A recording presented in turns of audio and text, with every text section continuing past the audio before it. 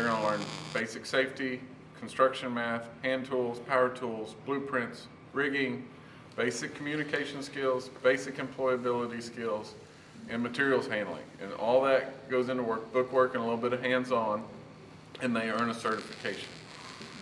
Once they earn that certification, we come out and then we get into the welding side, where we learn basic welding skills, basic safety skills with the welding. We can take some of those kids that are not being very successful in the classroom, I'm saying in your academic classroom, and we can bring them in an environment of a vocational environment. And as teachers, we can motivate them by hands-on, and it seems like the behavior issues go out the window, and they really work hard for us. And once we do that, we've got them, I think, because they really see that they've completed something and they've been successful at something. They'll start off with what's called gas metal arc welding in the flat position, and then we're going to move from flat to horizontal to vertical to overhead. We'll do fillet welds, we'll do groove welds, and then we go to stick welding or shielded metal arc welding, which is something they might use more outdoors, structure-wise, building fence, pipeline, stuff like that. We're trying to get all those skills locked in to where it turns into muscle memory. That's what I try to relate it back to riding a bike, because a lot of these guys have not ridden a bike in a while.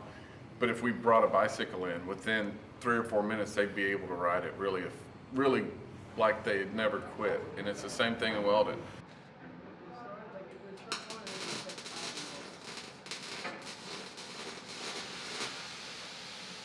From what I've been hearing, there is a great need for welders in the market right now.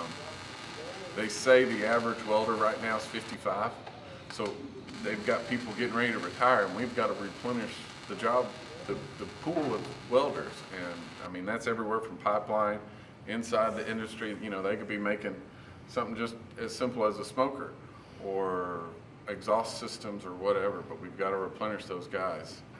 Building high rises, you can, that's your iron worker type jobs. You have jobs in the oil field that oil field's hiring daily on welders. Your manufactured jobs, inner cities, making boilers, that's a big welding field job. Trailers, of course, any type of, and then you can get over into the specialty art type programs, where they're making the barbecue pits, the fire pits. Once they get their skills down, then we kind of turn them loose on some projects, and if we have projects to do. Normally we've always got something to do around the campus. We're doing this for the education department.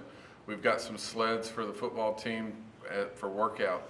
And so then they get to kind of hone that skill in, okay, this is what it looks like in the real world. It's not a quick flip on any of them, because we're still refining those skills, but it's fun to watch the boys learn and figure out the difference of, okay, this is practice, why isn't it working the same, and we get to work through all those issues. We let that cool, and then we'll cut off the bottom. Okay.